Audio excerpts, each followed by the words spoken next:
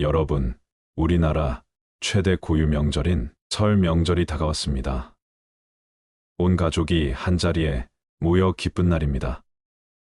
하지만 이렇게 좋은 날에 불필요한 말과 행동으로 서로의 기분을 상하게 하고 심한 경우 척을 치게 되기도 하지요.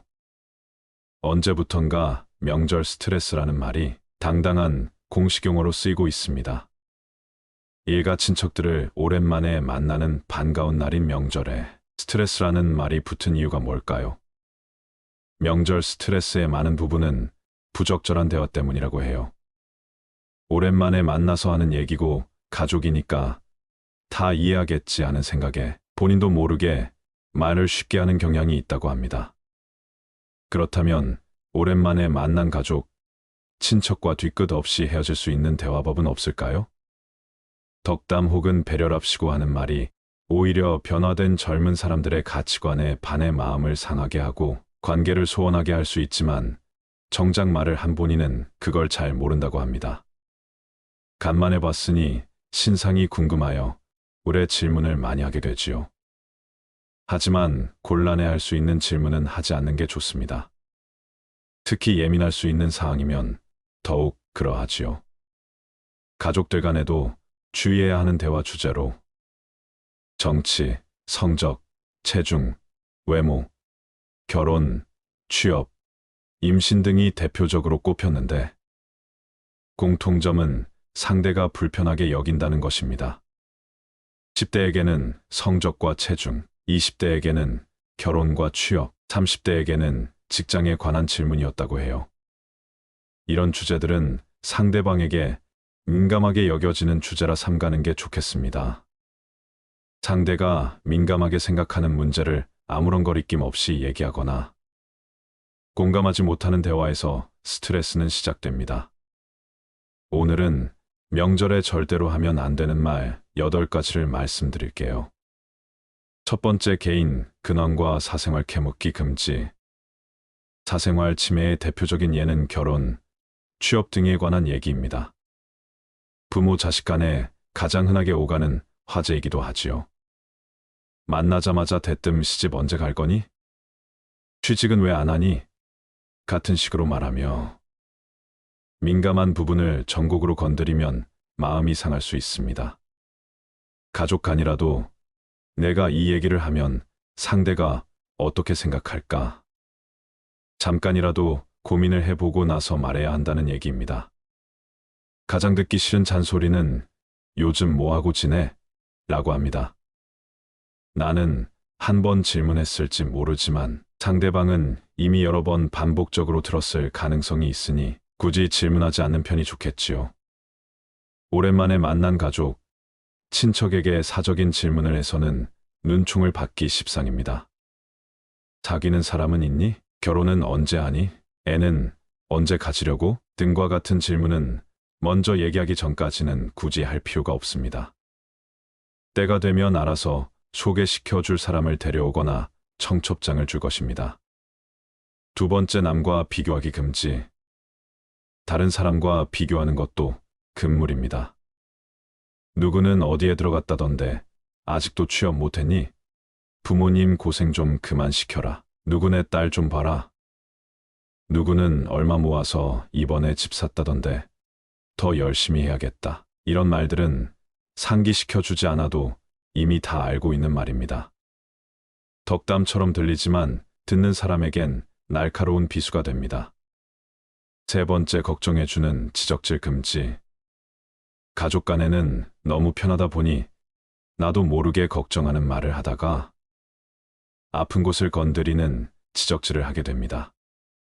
진심으로 걱정해서든 아니든 생각 없이 무심코 던진 말은 아픈 곳을 더욱 찌르게 됩니다. 누구는 뭐 한다던데 너도 잘 됐으면 좋겠어. 다 너 잘 되라고 하는 말이다. 여자친구 생겼다며 뭐 하는 사람이니? 아무나 만나면 안 된다. 흔히 라떼는으로 시작하는 유형의 대화도 금지입니다. 이번에 취업은 어디로 해? 나 때는 말이야. 이런 말은 하지 않는 게 좋습니다. 네 번째, 정치 이야기 금지. 어느 가족이나 모이면 정치 이야기를 빼놓을 수 없습니다. 오죽하면 명절 밥상에 정치 주제가 반찬으로 오른다는 말까지 있을 정도인데요. 친구 사이에도 정치 이야기는 하는 게 아니라고 하지요. 명절만이라도 정치적인 소신은 내려놓고 정치 뉴스가 나온다거나 정치 이슈가 나온다면 슬그머니 화제를 다른 곳으로 돌려보는 건 어떨까요? 5번째, 인신공격성 외모 지적 금지. 그만 먹어. 살 좀 빼라. 몸 관리 좀 해야지. 신체를 대놓고 하는 잔소리는 최악이랍니다. 무심코 던진 돌에 개구리는 죽을 수도 있지요. 뚱뚱하다는 말로 인해 비만이 더 심해질 수도 있다고 합니다. 인신공격성 발언은 절대 하지 마세요. 6번째, 자기 자랑 금지. 벼는 익을수록 고개를 숙인다고 합니다. 가족 간의 은근한 자기 자랑은 못 사는 가족에게는 질투와 불쾌감을 줄 수 있어요. 자식 자랑도 그렇지 못한 가족에게는 듣기 싫고 비교가 되어 더욱 초라한 마음만 생길 뿐입니다. 가족의 화합을 위해 명절만큼이라도 자기 자랑, 잘난 척은 하지 마시길 바랍니다. 7번째, 경제적 상황 캐묻기 금지. 연봉을 얼마나 받고 있는지, 돈은 얼마나 모았는지, 집은 언제 사려고 하는지 등 구체적인 경제 상황에 대해 물으면 실례입니다. 8번째, 덕담은 하되 훈계는 하지 말기. 자녀들에게 좋은 덕담은 하되 가르치는 훈계를 하는 것은 안 하는 이만 못합니다. 덕담한다고 상대방의 상처를 건드리는 언사는 피해야 합니다. 구체적인 방법을 제시하며 자신의 생각을 주장하는 것은 덕담이 아니랍니다. 올해는 우리 모두 건강하고 행복하게 살자. 누구누구는 뭐든 다 잘할 거야. 등의 상대방을 믿어주는 긍정적인 말을 해주세요. 이상으로 명절에 절대로 하면 안 되는 말 8가지를 말씀드렸습니다. 다음은 말로 마음을 상하게 하는 대표적인 유형 4가지입니다. 첫 번째, 취직은 어떻게 됐니?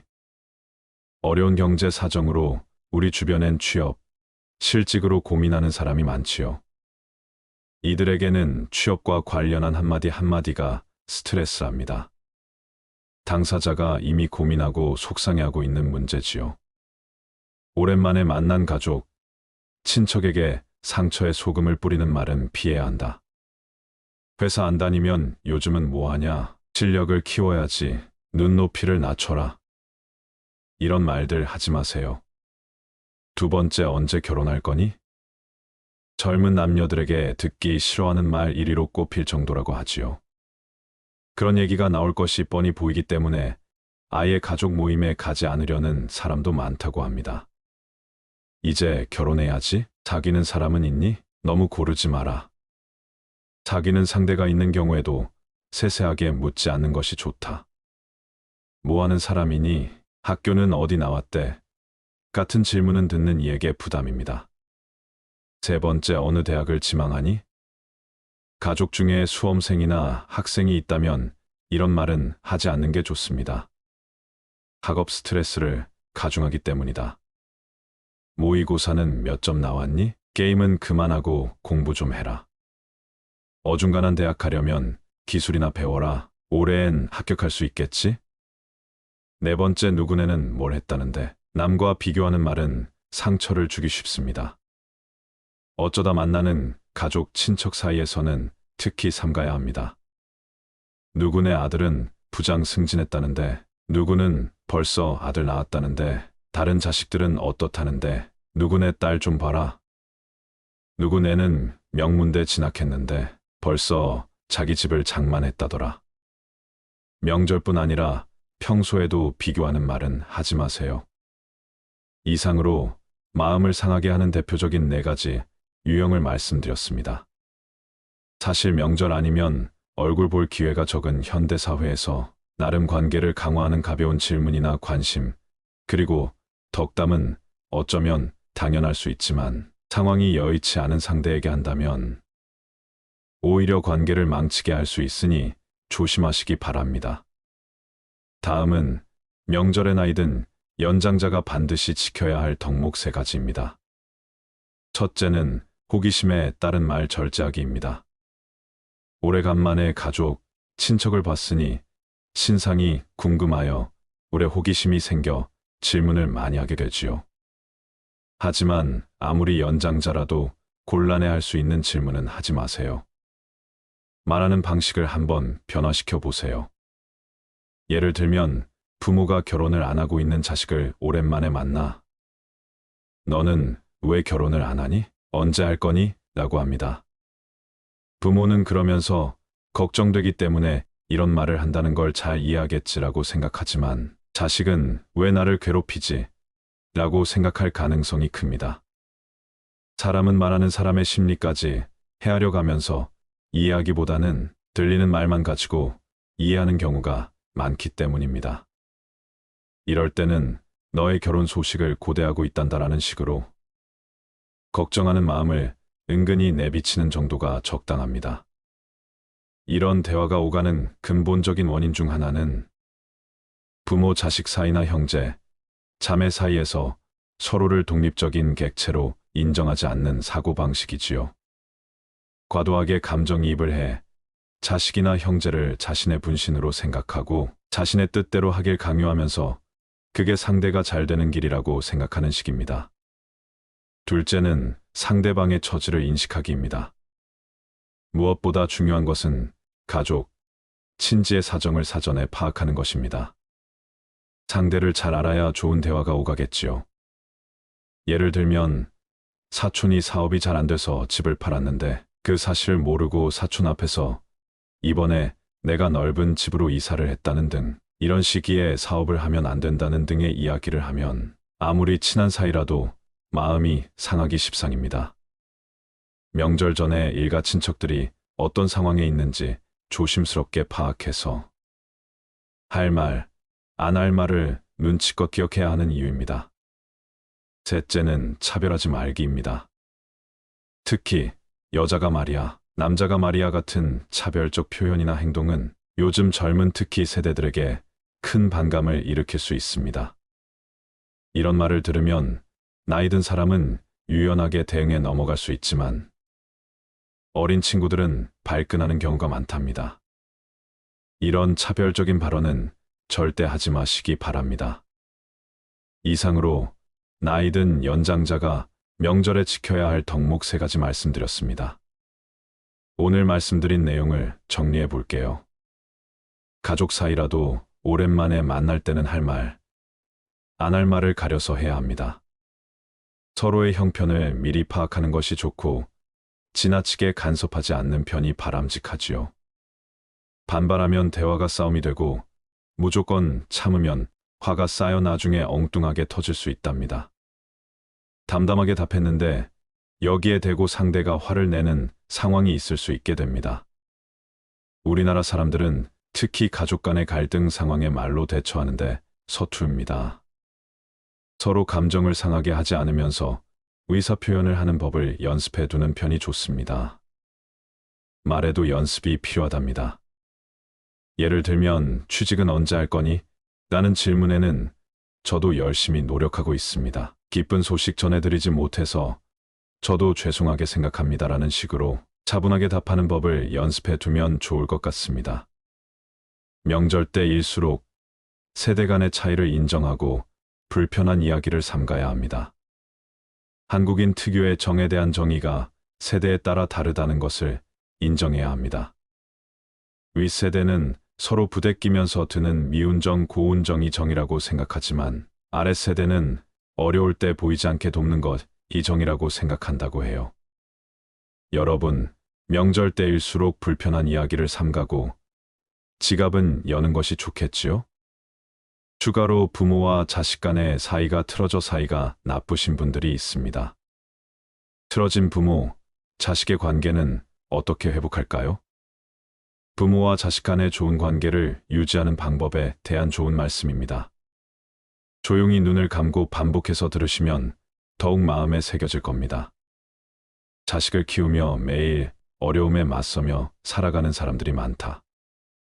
내 자신의 행복은 뒤로 밀어두고 자식이 잘 되게 하기 위해서 혼신을 다해서 자기를 희생하는 부모들도 많다. 우리가 나이가 더 들어 인생의 황혼기에 들어섰다고 상상해보자.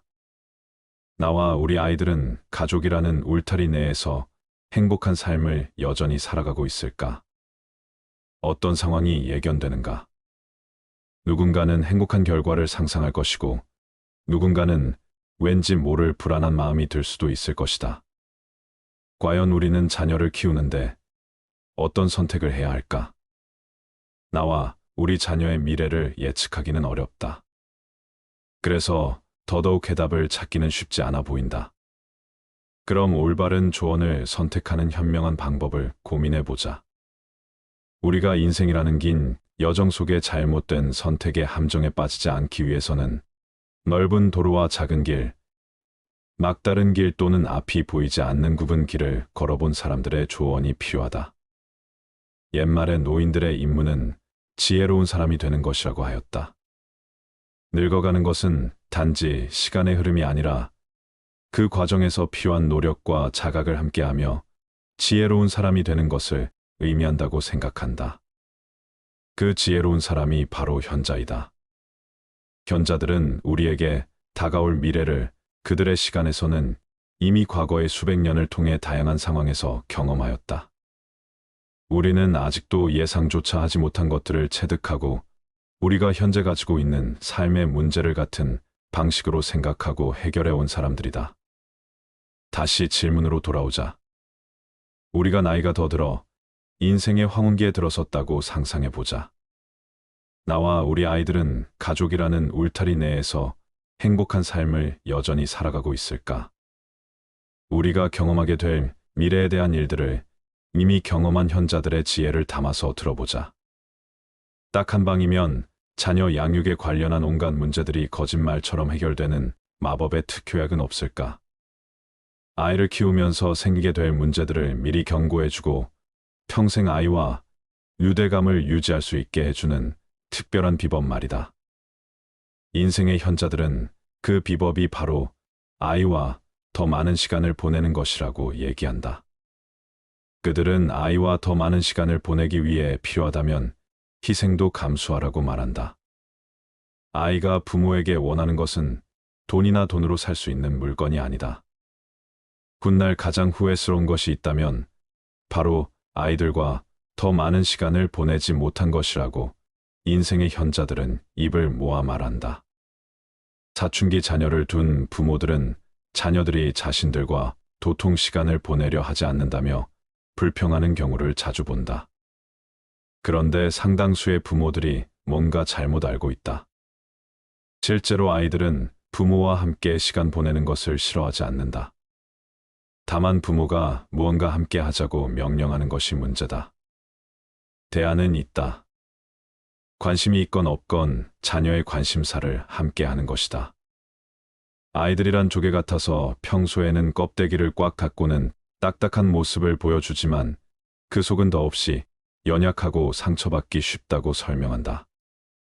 예기치 못한 순간 아이들이 단단한 껍데기를 열 때가 있다. 바로 그 순간 부모가 그 자리에 없다면 달에 있는 것과 마찬가지라고 말한다. 양육에 관한 이야기를 나누면 나눌수록 더욱 명확해지는 것은 아이들과 함께 보낸 시간이 많으면 많을수록 관계도 좋아진다는 점이다. 이때 기억할 것은 특별한 시간보다는 일상을 함께 하는 것이 더 중요하다는 사실이다. 그러려면 상당히 많은 시간을 아이들과 함께 있어야 한다. 아이들과 시간을 보내야 하는 중요한 이유가 또 있다. 그 시간이야말로 장차 생길 문제들의 조기 경보를 내려줄 수 있기 때문이다. 훗날 아이들은 부모와 함께 보냈던 시간을 애정 어린 마음으로 그리워하며 되돌아보게 될 것이다.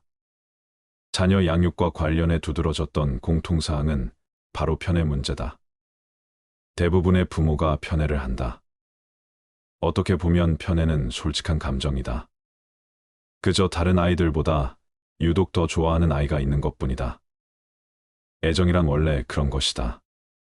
상황에 따라 좋아하는 아이가 달라지는 경우도 있다. 우리 사회에는 자녀들을 평등하게 대우해야 한다는 암묵적인 불문율이 있어서 이것을 드러내놓고 위반하면 자녀와의 친밀감은 포기해야 한다. 하지만 실제로는 모든 것이 그렇게 공평하지 않다. 부모 역시 자녀와 인간관계를 맺는다.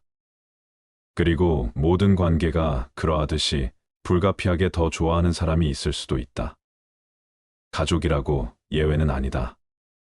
성공적으로 가정을 지켜온 부모들은 다른 아이들보다 유독 편애하는 아이가 있다는 사실을 인정한다. 하지만 기본적으로 모든 아이들을 평등하게 사랑한다는 전제하에 추상적인 사랑의 수준을 정한다. 부모들 중 대다수가 자녀를 편애하면서도 그 사실을 비밀에 붙여두는데 성공한 경우가 많았다. 대부분의 어머니들이 정서적으로 가장 가깝다고 느끼는 아이를 골랐다. 그리고 자녀들 대부분은 부모의 편애 사실을 알지 못했다. 뚜렷한 편애는 나쁜 영향을 미친다. 자녀들은 부모가 공평하게 대우하지 않는다고 느끼면 문제를 일으키는 경우가 많았고 정신건강도 나빠졌으며 비행 청소년이 되는 경우도 더 많았다. 게다가 부모가 편애하는 것을 보고 자란 아이들은 형제나 자매와 더 많이 싸우고 덜 행복하게 느끼며 우애도 덜 돈독하다. 부모의 편애 때문에 형제 자매가 경쟁심을 품게 될 수도 있긴 하지만 그건 그다지 큰 문제가 되지 않을 수도 있다. 더 큰 해악은 형제 사이를 멀어지게 하는 것이다. 어린 시절에 편애를 겪으면 형제 사이가 소원해지면서 시간과 경험, 추억을 공유하지 못하게 된다. 부모의 편애와 차별 대우 때문에 훗날 직장이나 사회에서 인간관계를 형성하는데 영향을 받은 사람들도 있다. 어느 정도의 편애는 정상이다. 편애를 완전히 안 하기는 어려우며 아무리 편애하지 않으려 노력해도 헛수고가 될 가능성이 크다. 성격이나 여가 시간에 즐기는 일, 가치관 등이 자신과 가장 많이 닮은 아이에게 마음이 더 가기 마련이다. 그러니 편애 문제로 고민하지 말라고 인생의 현자들은 말한다. 10손가락 중 깨물면 유독 아픈 손가락이 있는 법이다. 그런데 명심해야 할 지침이 있다. 편애 사실에 대해 침실에서 방문을 닫고 배우자에게 은밀하게 털어놓을 수는 있다. 하지만 절대 아이들이 알게 해서는 안 된다. 나이 든 사람들이 부모와 관련해 지니고 있는 가장 폭력적인 경험은 덜 사랑받는 아이였다는 기억이다. 자녀와 연을 끊고 사는 이들을 데려다보니 뚜렷하게 드러나는 교훈이 있었다. 무슨 수를 써서라도 관계의 균열은 피하라는 것이다. 균열이라는 말은 사회적으로 정의하자면 이별을 야기하는 관계의 단절을 의미한다. 균열이 간 바위를 생각해보라. 쪼개진 바위는 사실상 다시 원상복구하기 불가능하다. 인생의 현자들은 역시 멀어진 자녀와의 관계는 금이 간 바위와 같다고 말한다. 균열의 원인은 다양하다.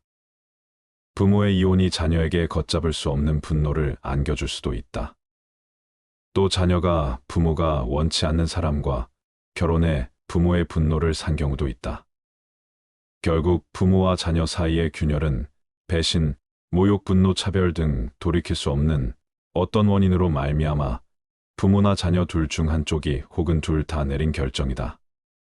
어떤 가족이든 균열이 일어날 수 있다.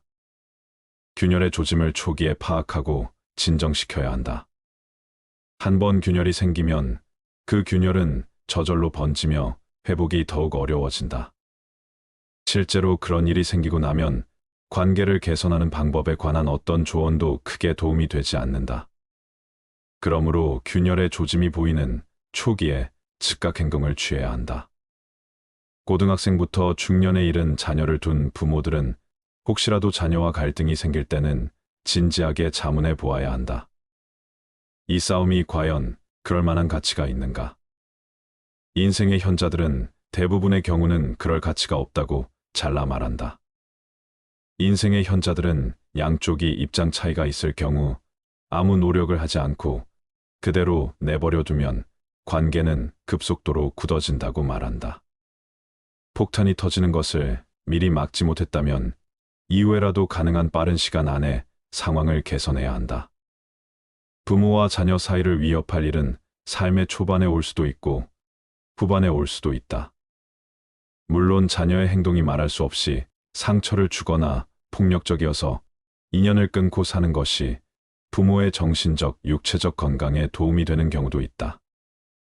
하지만 인생의 현자들은 관계에 금이 가게 된 사건들이 당시에는 중요해 보이지만 인연을 끊고 사는 고통을 감수할 만큼 가치 있는 일이 아닌 경우가 많다고 말한다. 정령 부모가 양보하더라도 그럴 만한 가치가 있다. 부모와 자녀는 대개 가정이라는 울타리 안에서 20년에서 30년을 함께 보낸다. 그 시기에는 자녀가 독립하면 모든 것이 끝날 것이라 생각하기 마련이지만 자녀들이 독립한 이후의 삶도 반드시 염두에 두어야 한다.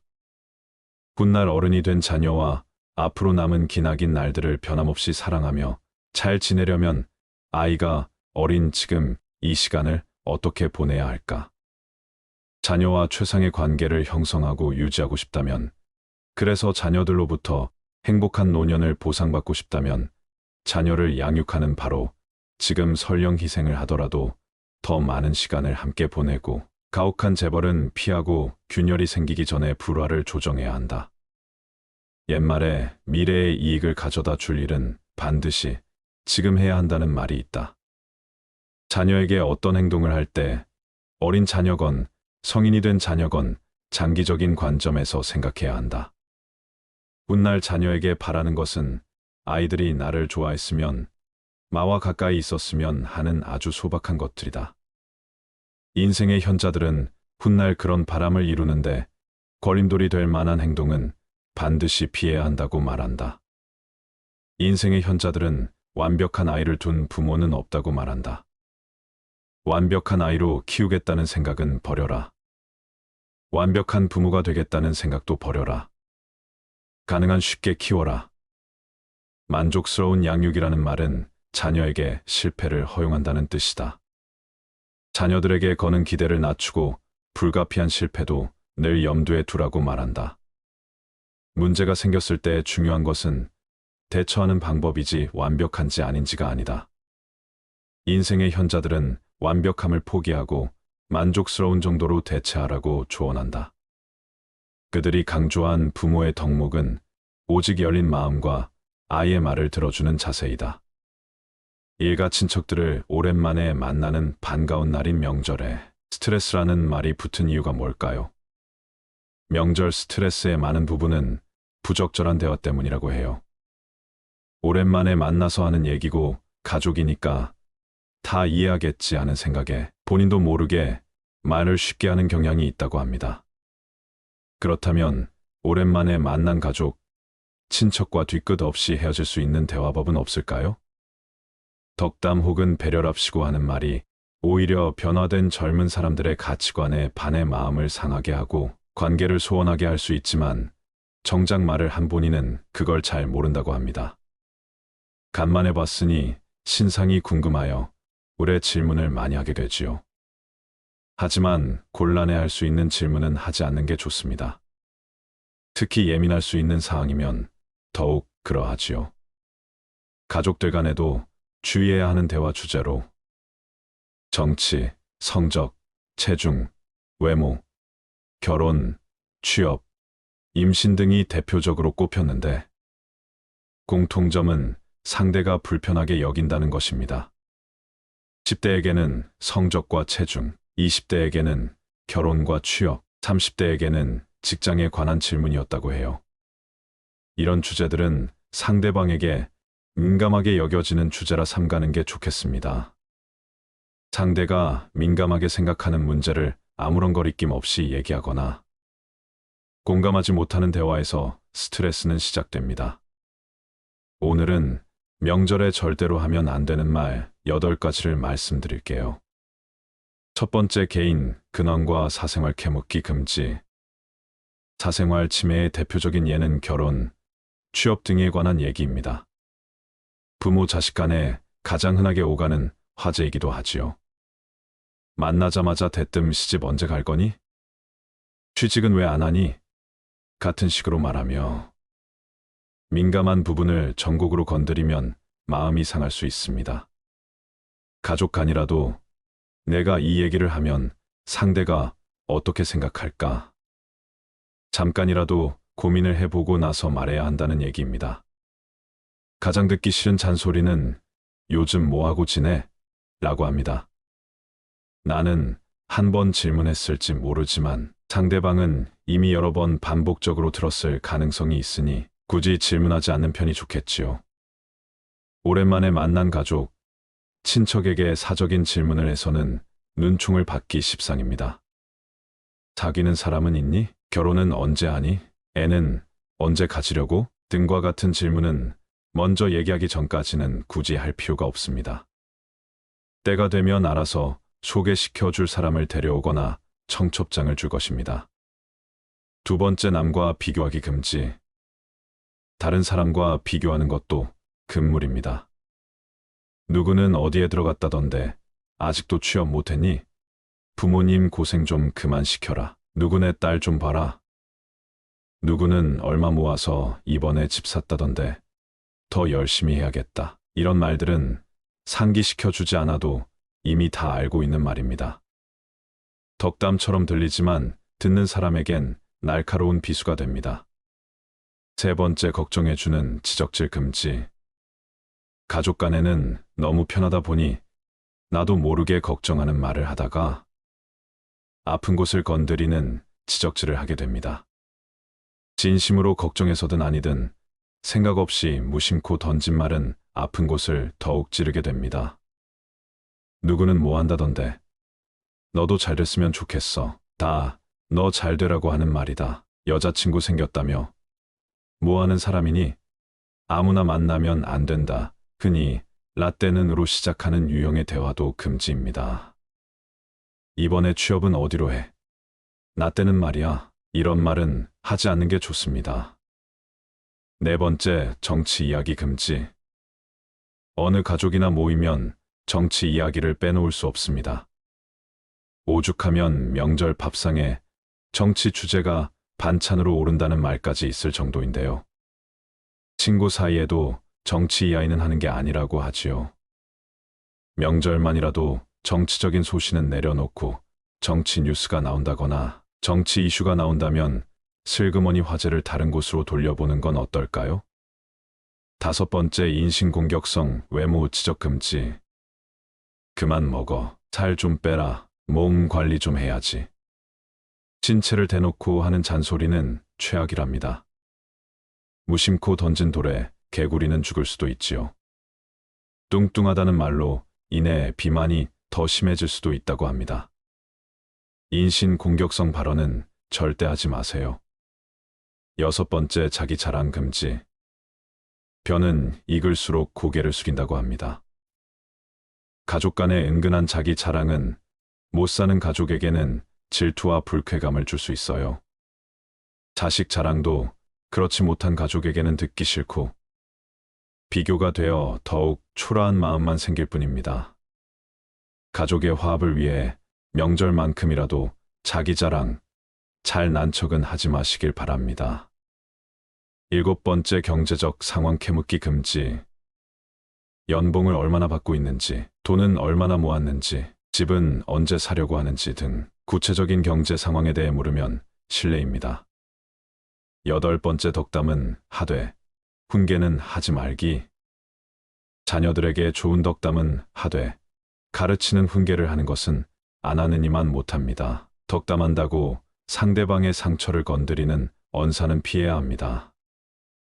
구체적인 방법을 제시하며 자신의 생각을 주장하는 것은 덕담이 아니랍니다. 올해는 우리 모두 건강하고 행복하게 살자. 누구누구는 뭐든 다 잘할 거야. 등의 상대방을 믿어주는 긍정적인 말을 해주세요.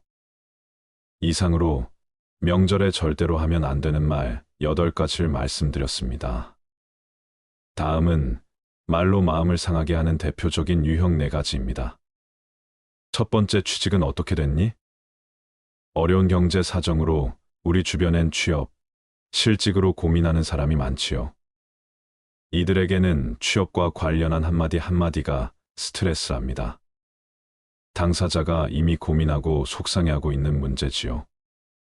오랜만에 만난 가족, 친척에게 상처에 소금을 뿌리는 말은 피해야 한다. 회사 안 다니면 요즘은 뭐하냐? 실력을 키워야지. 눈높이를 낮춰라. 이런 말들 하지 마세요. 두 번째, 언제 결혼할 거니? 젊은 남녀들에게 듣기 싫어하는 말 1위로 꼽힐 정도라고 하지요. 그런 얘기가 나올 것이 뻔히 보이기 때문에 아예 가족 모임에 가지 않으려는 사람도 많다고 합니다. 이제 결혼해야지? 사귀는 사람은 있니? 너무 고르지 마라. 사귀는 상대가 있는 경우에도 세세하게 묻지 않는 것이 좋다. 뭐 하는 사람이니? 학교는 어디 나왔대? 같은 질문은 듣는 이에게 부담입니다. 세 번째, 어느 대학을 지망하니? 가족 중에 수험생이나 학생이 있다면 이런 말은 하지 않는 게 좋습니다. 학업 스트레스를 가중하기 때문이다. 모의고사는 몇 점 나왔니? 게임은 그만하고 공부 좀 해라. 어중간한 대학 가려면 기술이나 배워라. 올해엔 합격할 수 있겠지? 네 번째, 누구네는 뭘 했다는데? 남과 비교하는 말은 상처를 주기 쉽습니다. 어쩌다 만나는 가족, 친척 사이에서는 특히 삼가야 합니다. 누구네 아들은 부장 승진했다는데, 누구는 벌써 아들 낳았다는데, 다른 자식들은 어떻다는데, 누구네 딸 좀 봐라. 누구네는 명문대 진학했는데 벌써 자기 집을 장만했다더라. 명절뿐 아니라 평소에도 비교하는 말은 하지 마세요. 이상으로 마음을 상하게 하는 대표적인 4가지 유형을 말씀드렸습니다. 사실 명절 아니면 얼굴 볼 기회가 적은 현대사회에서 나름 관계를 강화하는 가벼운 질문이나 관심, 그리고 덕담은 어쩌면 당연할 수 있지만 상황이 여의치 않은 상대에게 한다면 오히려 관계를 망치게 할 수 있으니 조심하시기 바랍니다. 다음은 명절의 나이든 연장자가 반드시 지켜야 할 덕목 3가지입니다. 첫째는 호기심에 따른 말 절제하기입니다. 오래간만에 가족, 친척을 봤으니 신상이 궁금하여 오래 호기심이 생겨 질문을 많이 하게 되지요. 하지만 아무리 연장자라도 곤란해할 수 있는 질문은 하지 마세요. 말하는 방식을 한번 변화시켜 보세요. 예를 들면 부모가 결혼을 안 하고 있는 자식을 오랜만에 만나 너는 왜 결혼을 안 하니? 언제 할 거니? 라고 합니다. 부모는 그러면서 걱정되기 때문에 이런 말을 한다는 걸 잘 이해하겠지라고 생각하지만 자식은 왜 나를 괴롭히지? 라고 생각할 가능성이 큽니다. 사람은 말하는 사람의 심리까지 헤아려 가면서 이해하기보다는 들리는 말만 가지고 이해하는 경우가 많기 때문입니다. 이럴 때는 너의 결혼 소식을 고대하고 있단다라는 식으로 걱정하는 마음을 은근히 내비치는 정도가 적당합니다. 이런 대화가 오가는 근본적인 원인 중 하나는 부모 자식 사이나 형제, 자매 사이에서 서로를 독립적인 객체로 인정하지 않는 사고방식이지요.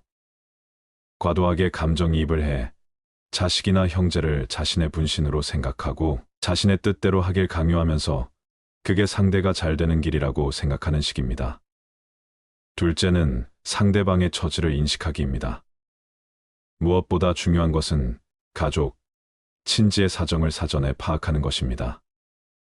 상대를 잘 알아야 좋은 대화가 오가겠지요. 예를 들면 사촌이 사업이 잘 안 돼서 집을 팔았는데 그 사실을 모르고 사촌 앞에서 이번에 내가 넓은 집으로 이사를 했다는 등 이런 시기에 사업을 하면 안 된다는 등의 이야기를 하면 아무리 친한 사이라도 마음이 상하기 십상입니다.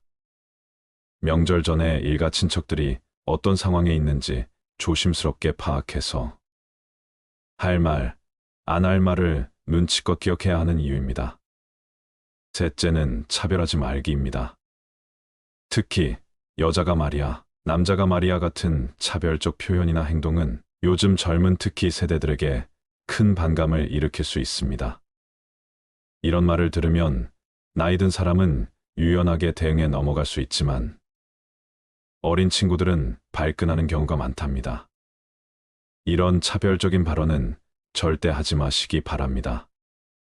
이상으로 나이 든 연장자가 명절에 지켜야 할 덕목 3가지 말씀드렸습니다. 오늘 말씀드린 내용을 정리해 볼게요. 가족 사이라도 오랜만에 만날 때는 할 말, 안 할 말을 가려서 해야 합니다. 서로의 형편을 미리 파악하는 것이 좋고 지나치게 간섭하지 않는 편이 바람직하지요. 반발하면 대화가 싸움이 되고 무조건 참으면 화가 쌓여 나중에 엉뚱하게 터질 수 있답니다. 담담하게 답했는데 여기에 대고 상대가 화를 내는 상황이 있을 수 있게 됩니다. 우리나라 사람들은 특히 가족 간의 갈등 상황에 말로 대처하는데 서투릅니다. 서로 감정을 상하게 하지 않으면서 의사표현을 하는 법을 연습해 두는 편이 좋습니다. 말에도 연습이 필요하답니다. 예를 들면 취직은 언제 할 거니? 라는 질문에는 저도 열심히 노력하고 있습니다. 기쁜 소식 전해드리지 못해서 저도 죄송하게 생각합니다라는 식으로 차분하게 답하는 법을 연습해 두면 좋을 것 같습니다. 명절 때일수록 세대 간의 차이를 인정하고 불편한 이야기를 삼가야 합니다. 한국인 특유의 정에 대한 정의가 세대에 따라 다르다는 것을 인정해야 합니다. 윗세대는 서로 부대끼면서 드는 미운 정, 고운 정이 정이라고 생각하지만 아랫세대는 어려울 때 보이지 않게 돕는 것, 이 정이라고 생각한다고 해요. 여러분, 명절 때일수록 불편한 이야기를 삼가고 지갑은 여는 것이 좋겠지요? 추가로 부모와 자식 간의 사이가 틀어져 사이가 나쁘신 분들이 있습니다. 틀어진 부모, 자식의 관계는 어떻게 회복할까요? 부모와 자식 간의 좋은 관계를 유지하는 방법에 대한 좋은 말씀입니다. 조용히 눈을 감고 반복해서 들으시면 더욱 마음에 새겨질 겁니다. 자식을 키우며 매일 어려움에 맞서며 살아가는 사람들이 많다. 내 자신의 행복은 뒤로 밀어두고 자식이 잘 되게 하기 위해서 혼신을 다해서 자기를 희생하는 부모들도 많다. 우리가 나이가 더 들어 인생의 황혼기에 들어섰다고 상상해보자. 나와 우리 아이들은 가족이라는 울타리 내에서 행복한 삶을 여전히 살아가고 있을까? 어떤 상황이 예견되는가? 누군가는 행복한 결과를 상상할 것이고 누군가는 왠지 모를 불안한 마음이 들 수도 있을 것이다. 과연 우리는 자녀를 키우는데 어떤 선택을 해야 할까? 나와 우리 자녀의 미래를 예측하기는 어렵다. 그래서 더더욱 해답을 찾기는 쉽지 않아 보인다. 그럼 올바른 조언을 선택하는 현명한 방법을 고민해보자. 우리가 인생이라는 긴 여정 속에 잘못된 선택의 함정에 빠지지 않기 위해서는 넓은 도로와 작은 길, 막다른 길 또는 앞이 보이지 않는 굽은 길을 걸어본 사람들의 조언이 필요하다. 옛말에 노인들의 임무는 지혜로운 사람이 되는 것이라고 하였다. 늙어가는 것은 단지 시간의 흐름이 아니라 그 과정에서 필요한 노력과 자각을 함께하며 지혜로운 사람이 되는 것을 의미한다고 생각한다. 그 지혜로운 사람이 바로 현자이다. 현자들은 우리에게 다가올 미래를 그들의 시간에서는 이미 과거의 수백 년을 통해 다양한 상황에서 경험하였다. 우리는 아직도 예상조차 하지 못한 것들을 체득하고 우리가 현재 가지고 있는 삶의 문제를 같은 방식으로 생각하고 해결해 온 사람들이다. 다시 질문으로 돌아오자. 우리가 나이가 더 들어 인생의 황혼기에 들어섰다고 상상해보자. 나와 우리 아이들은 가족이라는 울타리 내에서 행복한 삶을 여전히 살아가고 있을까? 우리가 경험하게 될 미래에 대한 일들을 이미 경험한 현자들의 지혜를 담아서 들어보자. 딱 한 방이면 자녀 양육에 관련한 온갖 문제들이 거짓말처럼 해결되는 마법의 특효약은 없을까? 아이를 키우면서 생기게 될 문제들을 미리 경고해주고 평생 아이와 유대감을 유지할 수 있게 해주는 특별한 비법 말이다. 인생의 현자들은 그 비법이 바로 아이와 더 많은 시간을 보내는 것이라고 얘기한다. 그들은 아이와 더 많은 시간을 보내기 위해 필요하다면 희생도 감수하라고 말한다. 아이가 부모에게 원하는 것은 돈이나 돈으로 살 수 있는 물건이 아니다. 훗날 가장 후회스러운 것이 있다면 바로 아이들과 더 많은 시간을 보내지 못한 것이라고 인생의 현자들은 입을 모아 말한다. 사춘기 자녀를 둔 부모들은 자녀들이 자신들과 도통 시간을 보내려 하지 않는다며 불평하는 경우를 자주 본다. 그런데 상당수의 부모들이 뭔가 잘못 알고 있다. 실제로 아이들은 부모와 함께 시간 보내는 것을 싫어하지 않는다. 다만 부모가 무언가 함께 하자고 명령하는 것이 문제다. 대안은 있다. 관심이 있건 없건 자녀의 관심사를 함께 하는 것이다. 아이들이란 조개 같아서 평소에는 껍데기를 꽉 갖고는 딱딱한 모습을 보여주지만 그 속은 더없이 연약하고 상처받기 쉽다고 설명한다. 예기치 못한 순간 아이들이 단단한 껍데기를 열 때가 있다. 바로 그 순간 부모가 그 자리에 없다면 달에 있는 것과 마찬가지라고 말한다.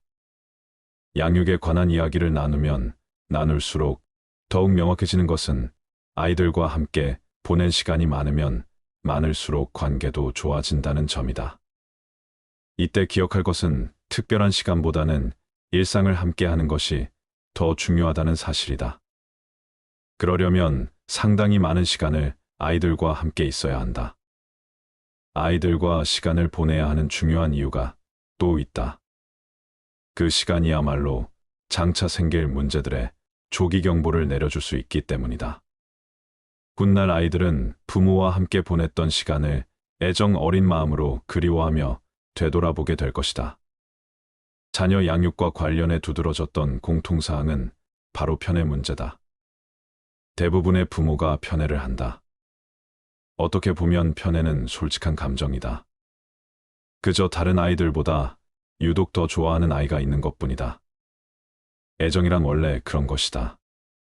상황에 따라 좋아하는 아이가 달라지는 경우도 있다. 우리 사회에는 자녀들을 평등하게 대우해야 한다는 암묵적인 불문율이 있어서 이것을 드러내놓고 위반하면 자녀와의 친밀감은 포기해야 한다.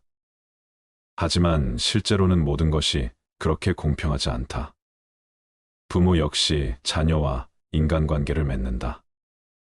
그리고 모든 관계가 그러하듯이 불가피하게 더 좋아하는 사람이 있을 수도 있다. 가족이라고 예외는 아니다. 성공적으로 가정을 지켜온 부모들은 다른 아이들보다 유독 편애하는 아이가 있다는 사실을 인정한다. 하지만 기본적으로 모든 아이들을 평등하게 사랑한다는 전제하에 추상적인 사랑의 수준을 정한다. 부모들 중 대다수가 자녀를 편애하면서도 그 사실을 비밀에 붙여두는데 성공한 경우가 많았다. 대부분의 어머니들이 정서적으로 가장 가깝다고 느끼는 아이를 골랐다. 그리고 자녀들 대부분은 부모의 편애 사실을 알지 못했다. 뚜렷한 편애는 나쁜 영향을 미친다. 자녀들은 부모가 공평하게 대우하지 않는다고 느끼면 문제를 일으키는 경우가 많았고 정신건강도 나빠졌으며 비행 청소년이 되는 경우도 더 많았다.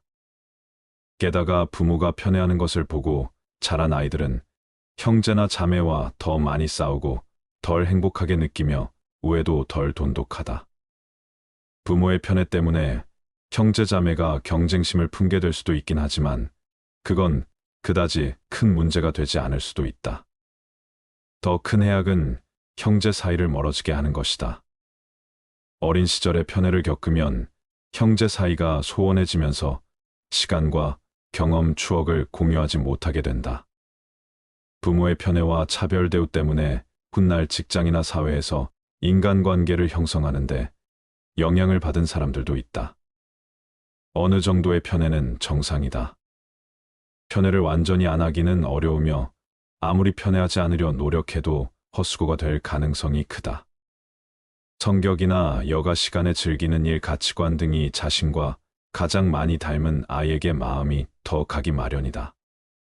그러니 편애 문제로 고민하지 말라고 인생의 현자들은 말한다. 10손가락 중 깨물면 유독 아픈 손가락이 있는 법이다.